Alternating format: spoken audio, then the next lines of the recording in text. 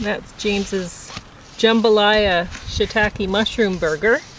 And something eminently edible and Stalin's something daughter. totally, or I should say totalitarian, inedible. Not so much Stalin's daughter, but Joseph Stalin is kind of manhandling, monster handling his daughter there, his only daughter. All right, so I'm tired, but we have Silent Witness, the 27th season. I've already reviewed it. This time it's top of the stack. So you're going to re-review it, are you? Well, I'm just saying this time it's top of the stack. The Room Next Door with Julianne Moore and Tilda Swinton. I didn't care for it. I don't know what you felt like when you were listening to it. Willow got bottom of the stack. That's not Willow who is on... No, this is George Lucas and Ron Howard. Oh, that one. Well, it sounded Willow like the usual stuff that I've been listening to Val Kilmer in and it. watching since the Almost 70s. looking Studley. Yeah, like before. I think he's dead now. Did he eat and drink himself into He might have. an early grave? Poor guy. Okay, well, what am I going to say about this? Silent Witness. I've already reviewed it, so I don't really know if I missed anything. There's just a lot of little things that I didn't care for in this season. It was okay. I mean, they're always enjoyable to watch. There wouldn't be 27 seasons if it was a flop, right? So, which do you prefer? You'll have to tell me, the Jambalaya one or the one without? I wanted to try. So next time they won't be so sloppy joes, because this time what I did is I made them with fresh shiitake mushrooms. And you know how when you're making a veggie burger, moisture's the enemy. It's easy to get things not holding together well enough if you have too much moisture. So Mushrooms are pretty moisturous. Yes. But I think shiitakes probably hold the record, don't they? I don't know. They're pretty moist. So anyway, holding together so far. Yeah, so that's the thing. So I put it all in the food processor like I normally would. That's a good way to make veggie burgers.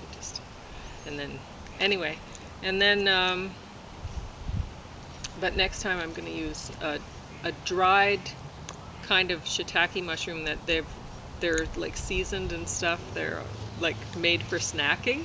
So I'm going to see if that works. So we'll see. Tune in later to see if James prefers that or whatever. So, yeah, anyway, I don't know that I buy her the love thing going on and whatever, but whatever. I don't really have more to say about it. The Room Next Door, it's, the dialogue wasn't believable. It seemed like some pretentious person wrote the script and didn't think about, how do people actually talk? So it's not a Woody Allen thing, is it? No. But when the character who always whatever character is playing Woody Allen, and you can always tell, this is Woody Allen, right? You believe that though. You think that's how he would talk, you know? Yeah, so, because you can... And he always has his character talking a lot, as I recall. But yes. Yeah, I don't have a problem with that. Yeah. I think he has a pretty high opinion of himself. Well, too high an opinion, but yeah. I think so, yeah. Anyway, I really like the actors in this. They're great. All of them. John Turturro was in this, too. And I liked all the actors. I didn't like the show. It was just people sitting around on couches, sitting around blabbing and then waiting to die. It's about waiting to die. I heard that one in the background. Now, spoiler alert. Someone dies fairly early in it, right? Well, it's not so early. But halfway through, maybe 3/4. Maybe. And I thought it would end with a deathbed scene or something like that. No. But it carries on. So, This is terrible. I'd heard about it, I think, when it came out. Hmm. And honestly, when I put it on, I'm like, wow, how did they find so many midgets? It's incredible. And what So did I that's say kind right of away? they'd all There's be in Hollywood. Hollywood. Yeah, and like I was like, they must have shipped them from all over the world. Like I don't know how they could find so many. Well, But James probably was like, after. they all live in Hollywood. Yeah, a lot of them probably were Russian, and that'd be after Chernobyl. And I'm not joking about it, really. Hmm. It's appalling how the Russians were. But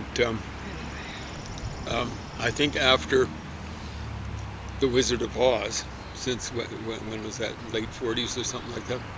I 30s. guess I shouldn't have expected much from this. It says that the story was by George Lucas, and really he's awful and overrated. George Lucas.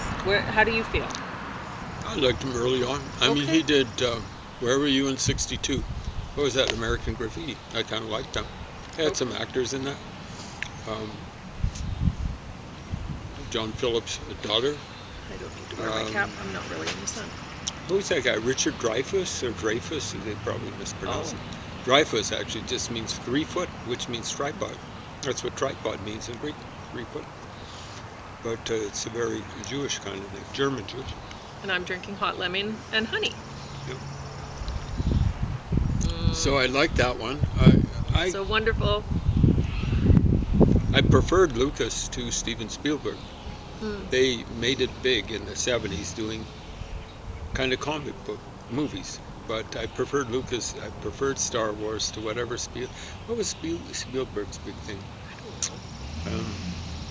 Well, he did. E.T. Yeah, that was in the 80s. But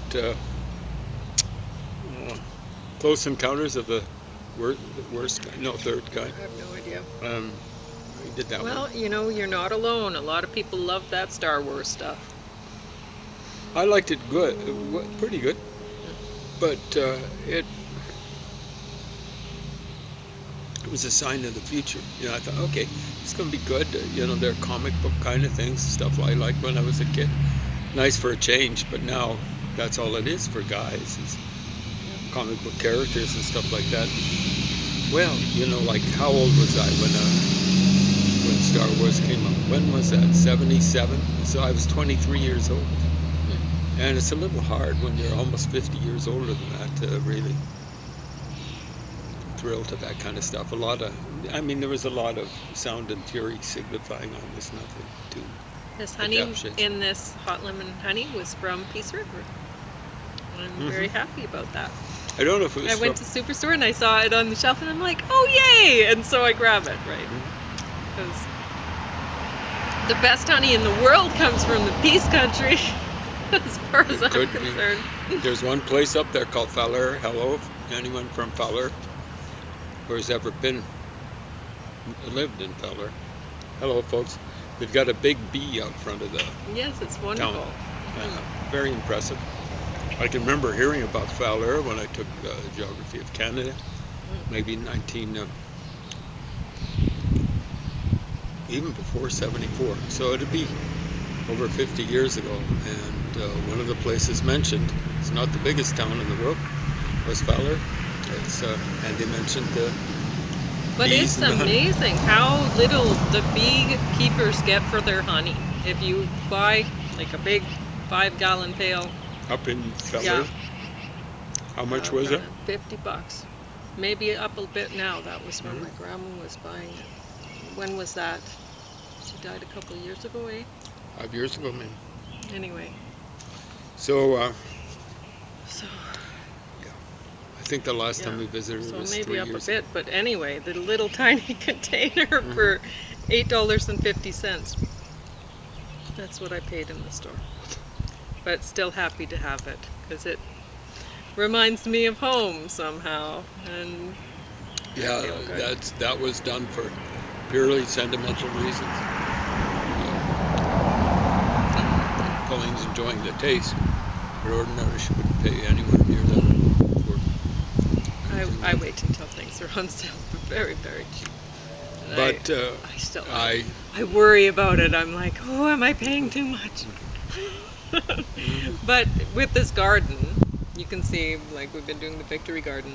Oh, it's just expense after expense after expense. But then That's James startup. keeps telling me it's startup, this we get to use this 10 years down the road or whatever. So I think, okay, I won't worry about The way I look at it is 30 years down the road. I'm hoping to live as it. long as my dad. A little bit longer. Of course, he didn't have the cancer, but you got to aim high, or else you don't go anywhere.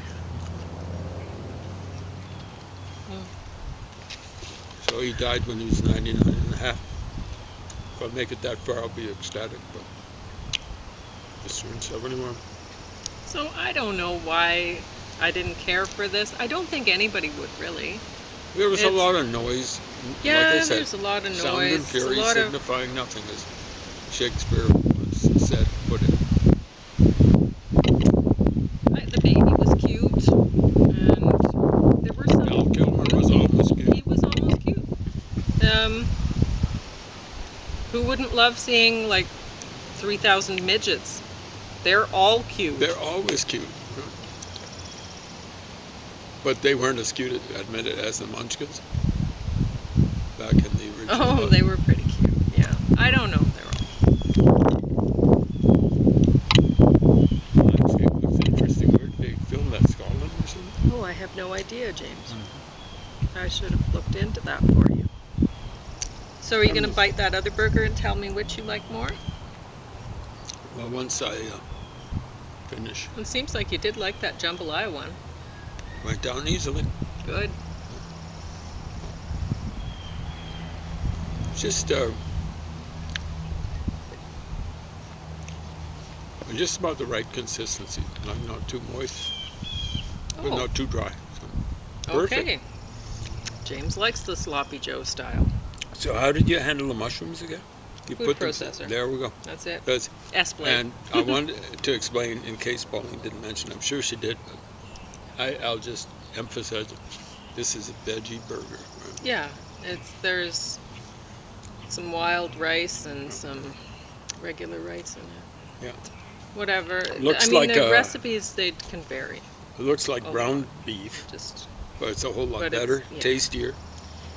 It doesn't have that grungy meat taste. yeah. I mean, you might have to practice a few times. The first few times you try a new recipe, you might have sloppy joes and not, something. But after a while, you're like, you'll make something that, oh, this is good for the grill. And whatever, because you're going to be doing a lot of cooking on the grill. It's going to be hot weather, and it's better to have veggie burgers. People always talk about, oh, you don't really want to eat hot dogs. Like, it's kind of funny, hamburgers, when people are learning English, they think, well, hamburgers, that should have pork in it or whatever, but it doesn't. And They think that, eh? yeah, well, ham. Oh, right. But Isn't that funny? Like people, you get all sorts of you get politically. used to it when you speak English. Yeah, you don't think about it. That doesn't have See, pork in it." people, politically correct people going back, oh, don't say Merry Christmas. People say that. I say that, and I'm an agnostic.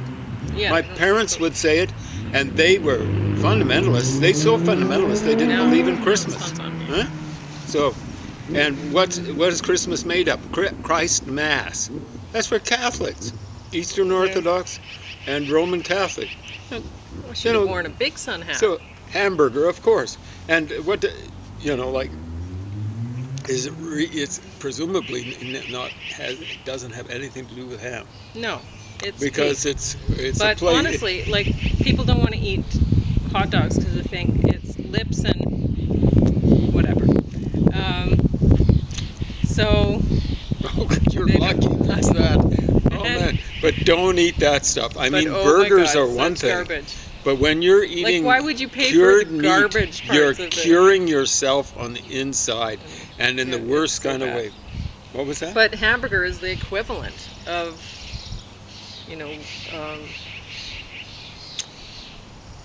it's the equivalent, like what pork is to hot dog, beef is to hamburger, and or whatever. And why would you want to eat either? I know, but Learn what how to I'm make saying your own about veggie burgers and eat that. hot dogs are cured. Yeah. That's even worse because you're going to. It's I carcinogenic. don't know. Both are bad. They're, Just make your own. Make they're bad, something but when you eat that you cured know what meats, the I mean, ingredient there's is. bologna. Don't eat that. It's not just because it's garbage. You're curing yourself inside, and I'm not talking about healing. All right. Well, I don't really have anything else to talk about, so you can go ahead with Stalin's daughter. Okay, which one's the better one? Jambalaya? A little bit A better, little but bit better. they're both good. Okay. I was just going to say I forgot I was going to hamburgers. put mustard on that. Doesn't matter. It's probably better. Had a little trouble with my Oh, digestion. yeah, you have. No, mustard is quite hot It's quite hot, and you've for had me. trouble with hot lately. So it's getting better. It's- Mm. I think the problem was I had a little trouble with my teeth, not chewing food enough, and then I was having trouble getting it down, that sort of stuff. So it seems to be coming around. But Hamburg has nothing to do with ham. So I know someone from Hamburg who's a linguist. He didn't know what ham means, but I'm fairly sure it's a.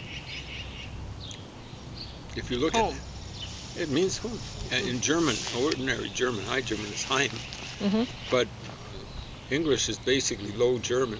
Mm-hmm. And you get Fulham, you get these places in England. Like you've heard all the ham names, right? Mm-hmm. Birmingham. It means home. So it's home, kind of like castle. Hello. Hey man, Helen was here. Helen. Nope, Oh, still doesn't. oh, sign language, sunshine. Yeah, there we go. There's going to be sunflowers growing out of there pretty I soon. used to text her all the time and say, hello, sunshine. Oh, there we go. That's nice. Hey, have a good day, eh? Yeah, you too, bye-bye. man. So you're going to tell the people about Stalin's daughter?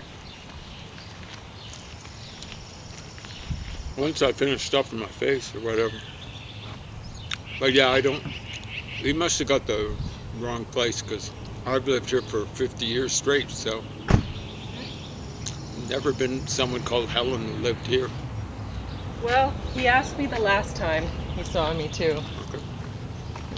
So, I don't know. I've lived here coming up 51 He years. told me the same story.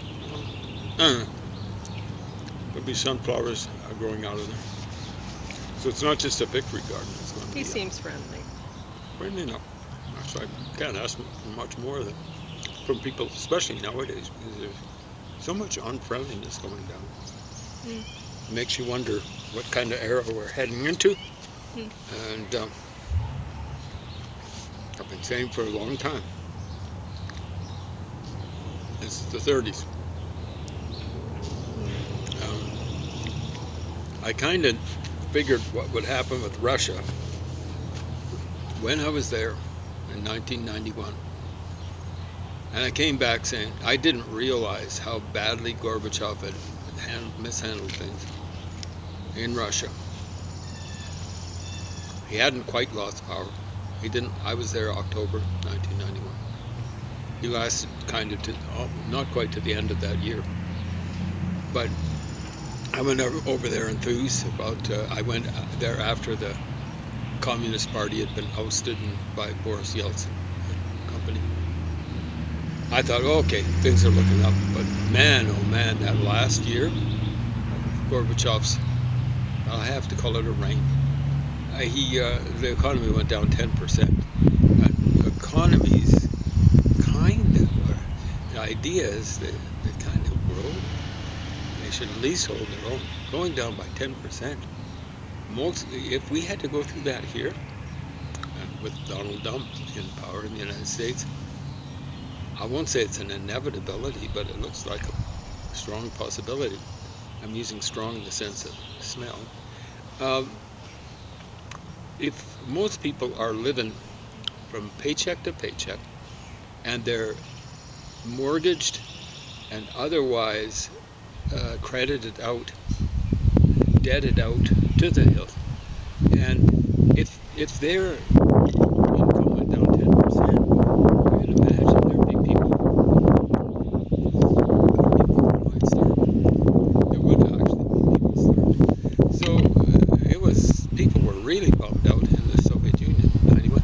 came back saying, the United States had better come up with a Marshall Plan.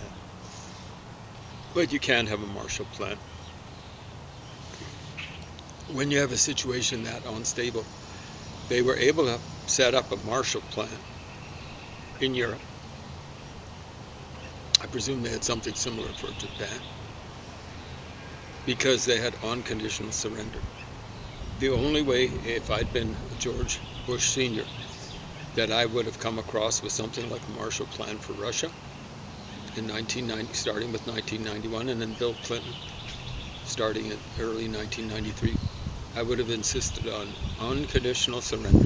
You surrender the Cold War, we take over your economy, we take over your political system, those two things in particular, other things, and we change everything around. We actually run a dictatorship for about 5 years, 6 years. That's what the Americans did in Germany, and they did that in Japan, and the results have been, especially by comparison with what preceded the American occupation. It was occupation, and a dictatorship. It was a very benevolent dictatorship. It was absolutely awful. It was two of the worst political entities to ever come down the pike. That's in world history. Absolutely awful. The Americans changed it around. But if they'd done that with Russia starting in 1991, there was no guarantee the Communist Party wouldn't try, and this time successfully, to take over. Basically what happened in 1999, late 1999, is the KGB under Putin took over. You don't give money to an entity that unstable. So, you've got, one guy I was talking to, he's a nice guy. Clueless about, he's into the arts at the university, clueless about politics, obviously. He was saying there should have been a Marshall Plan, and a bunch of Americans went in like carpetbaggers, and I was going, I saw one American there. He was into pipelines when I was there, but I saw a guy from IKEA there. That's from Sweden, and I saw there were Germans in there and stuff like that. The real capitalists who went in there were from relatively then enlightened countries in Europe, stuff like that, much closer. So he was talking about the capitalists going in like carpetbaggers and clueless. I mean, capitalists went into Poland, and Poland's per capita GDP since the end of the Cold War, as the last time I checked, I was over there. No, I wasn't there personally, but the stats seem to indicate that per capita GDP has gone up 3 times. In the Ukraine, where the Russians have been dominant and where they haven't allowed capitalism to move in any significant way, per capita GDP is held stable. What can I say? Like, I go with results. I don't care about theory. Oh, capitalism is awful. It's evil. It's the original sin. It's white. It's racist. It's state no. I go with results. I go with can the capitalists do economy better than commies? Can they do them better than socialists? Yeah, they do it. Look at socialists in India. Just absolutely god-awful performance under the Congress Party. Corruption, just stagnation, economic stagnation. The one thing they did get right was they improved the education system. But when you underperform a guy like an idiot like Modi, you don't know what you're doing. Now, there are lots of people that say, oh, but look at Europe. Yeah, let's look at Europe. Let's look at Sweden. They've got capitalists there. IKEA.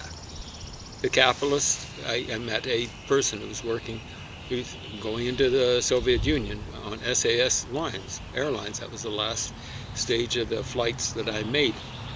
Going into Russia back in 1991. He was going in there to spread the word about IKEA.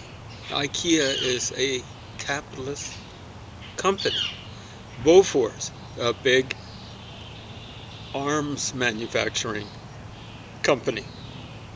I believe it's still going on and still spreading the not so good word about arms and munitions and stuff like that in Sweden. Capitalist. The the in order for social, from what I've seen, social democracy to work, there has to be, given the kinds of things that we've got, where people actually don't believe in economic democracy. In other words, where you've got democracy kind of like off the factory floor and stuff like that.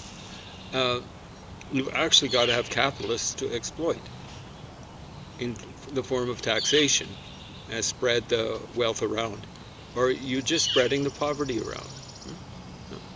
Gorbachev tried that. It didn't work. He tried socialism, social democracy, something like democracy, at the end of the Soviet Union.